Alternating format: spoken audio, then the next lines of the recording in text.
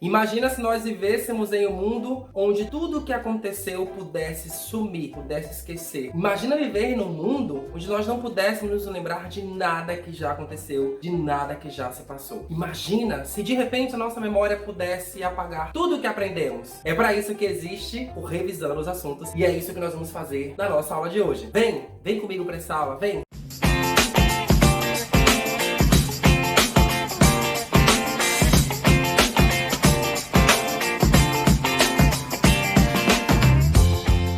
Oi gente, chega mais para nossa primeira aula de revisão e eu trouxe aqui aqueles que com certeza vão te ajudar a fazer uma boa atividade de revisão que está te esperando para quando você terminar de assistir essa nossa videoaula. Então, eu resolvi reunir aqui os assuntos mais importantes dentro desses conteúdos, tá certo? Acompanha comigo!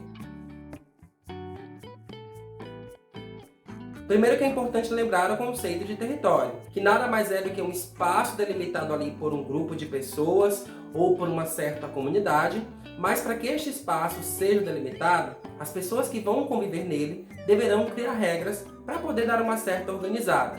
Isso pode acontecer de uma maneira mais própria, individual, como por exemplo o quarto da minha casa, ou de uma maneira mais política, como por exemplo as fronteiras de um país, os limites de um município. E quando eu estou falando limites e fronteiras, você já vai se lembrar aí daquelas 3 divisões que acontecem dentro de um determinado território, que são limite, divisa e fronteira. Limite quando eu quero falar de um município para outro, então que separa um município do outro. A divisa é quando eu percebo os limites entre os estados, então a divisa entre a Bahia e Sergipe, entre, por exemplo, São Paulo e Rio de Janeiro, ou, por exemplo, Santa Catarina e Paraná. Aí eu percebo a divisa entre esses estados e o que interliga esses 2 estados. Ou quando eu quero perceber o que interliga os países. E aí isso eu vou chamar de fronteira. Então a fronteira entre o Brasil e a Argentina, o Brasil e o Uruguai e por aí vai. Então você vai perceber que este território ele vai sendo construído, ele vai sendo organizado e ali dentro vai se ter algumas regras. Observa comigo esse quadrinho, ó, que tem aí. Dessa linha até aqui é tudo meu. E aí você vai perceber que ao longo dos quadrinhos ele vai delimitando o espaço e o resto é meu. Então vai perceber que ao longo dos anos esses territórios podem ser alterados. É exatamente isso que vai acontecer com o território brasileiro que a gente vai ver agora. A construção do território brasileiro, e aqui eu quero deixar claro por que eu estou usando a palavra construção, porque esse território ele é feito a partir da chegada dos portugueses ali em 1500, mas tem que se lembrar que aqui já existiam populações indígenas que viviam espalhadas por todo esse território e não estavam delimitados do jeito que a gente vê hoje. Então é uma construção. Ao longo de mais de 500 anos, esse território vai sendo construído pelos portugueses em seu processo de colonização e dominação e também de algumas conquistas de territórios a partir dos anos. Outra coisa que você vai perceber é que ao longo do tempo, este território brasileiro passou de capitanias para províncias e depois para os estados, que é a atual forma que nós vemos hoje. Capitanias lá na época do reinado dos reis de Portugal, províncias quando chegam então o tipo de governo imperial, ali Dom Pedro I e Dom Pedro II, transforma as capitanias em províncias, e estados, quando então surge a ideia de república e o Brasil passa a ser governado por um presidente. Isso demonstra aí ao longo de séculos que o Brasil já teve vários tipos de governo, vários tipos de administração política, de rei a presidente, e também percebe-se que esse território foi sendo alterado ao longo de anos. E ao longo dessa trajetória do Brasil, os estados foram sendo criados e constituídos, porém, até hoje ainda pode vir a ocorrer algum tipo de construção de um novo território, porque esses limites e essas fronteiras continuam sendo, digamos assim, alteradas até os dias de hoje. Então, para ficar ainda mais claro, a partir daqui desse mapa que eu quero que você observe, ó, o Brasil tem hoje 26 estados e um Distrito Federal. Cada um desses estados com as suas capitais, que são as cidades mais importantes. E o Distrito Federal é onde está localizado a nossa capital, que neste caso é Brasília. Observe que o país é tão grande que ao longo do tempo, o Instituto Brasileiro de Geografia sentiu a necessidade de organizar o país de uma outra forma, percebendo aí as características culturais, naturais, econômicas e históricas desses estados. E assim agrupou em 5 grandes regiões. São elas: região Norte, Nordeste, Sul, Centro-Oeste e Sudeste. Observe que a Bahia está localizada na região Nordeste e nós, baianos, fazemos então parte do grupo dos nordestinos em nosso país. Isso ajuda inclusive a organizar políticas públicas aí que serão importantes para os nossos estados. Agora, para manter um território deste tamanho organizado e muito bem administrado, os países necessitam de uma certa lei, de uma certa ordem, de uma certa regra. E no caso brasileiro, nós teremos a Constituição Federal, que nada mais é do que um conjunto de regras, de direitos e de deveres para todos os brasileiros e todas as brasileiras. São leis feitas para o povo e que vão dar a característica de cidadãos, o que em outras constituições que nós já tivemos, isso não era muito claro.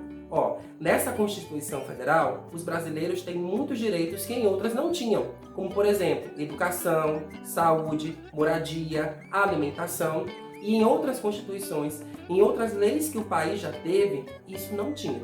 Então essa Constituição Federal ela é muito importante exatamente por esse critério de ser uma Constituição mais cidadã, porque vai trazer direitos para o povo.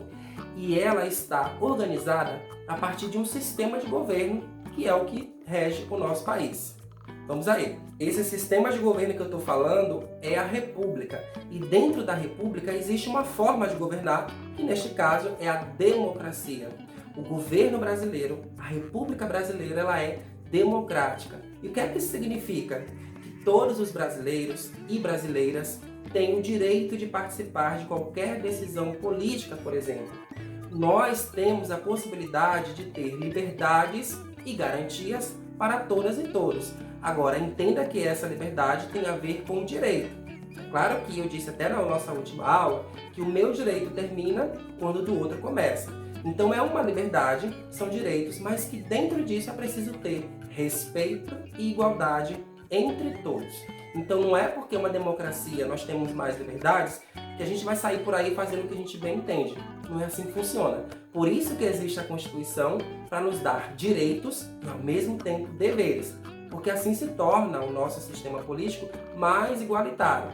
É claro que a gente sabe que nem sempre funciona assim, que algumas pessoas têm mais privilégios, acabam tendo muito mais direitos do que outras.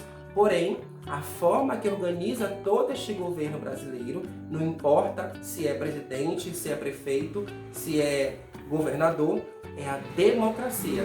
E aí eu espero que você perceba que essa forma de governar democrática, ela vai existir em todos os poderes. Não importa se é no prefeito, no presidente ou no governador. Todos têm que haver democracia.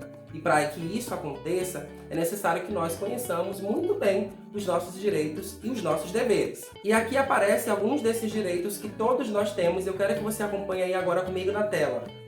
Você tem aí direitos civis, políticos e sociais. Observe que os direitos civis garantem a liberdade das pessoas, como eu disse já em outras aulas, expressar, escolher a profissão, a religião, o partido político. Então é a sua liberdade individual. É a sua liberdade individual, mas no contexto coletivo. Temos os direitos políticos, que vão nos dar direito de participar da política, de expressar posicionamentos, votar e ser votado. As mulheres, por exemplo, ficaram muitos anos depois que o Brasil se tornou uma república sem votar, e só a partir dos anos 30 ali que elas começaram a ser votadas e a poderem votar. E por último, nós temos aqui os direitos sociais, que são saúde, educação, moradia, segurança, trabalho e lazer. Minha gente, tudo isso tem que existir para que de fato nós estejamos em uma república ou em uma democracia.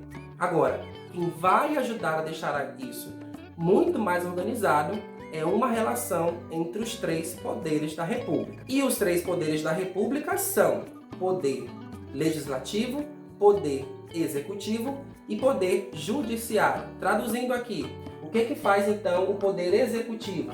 Ele vai administrar e prestar serviços e executar políticas públicas, ou seja, ele vai executar ações em benefício da população. O poder legislativo é aquele poder que elabora as leis, ou seja, é o poder que vai elaborar leis em benefício do povo. E o poder judiciário coloca as leis em prática, soluciona os conflitos. Então observe que a existência desses três poderes dentro de um território como esse de um país vai dar muito mais segurança para o povo. Então espero que você perceba que até aqui, observando toda a trajetória do território brasileiro, sabendo que em outras épocas o país não teve uma democracia, a relação desses poderes ajudou bastante a construir um país muito melhor do que na época, por exemplo, dos imperadores e da época dos reis. Esse foi o nosso Revisando os Assuntos de hoje e eu espero que eu tenha te ajudado a lembrar aí de alguns assuntos que poderiam estar esquecidos na nossa memória.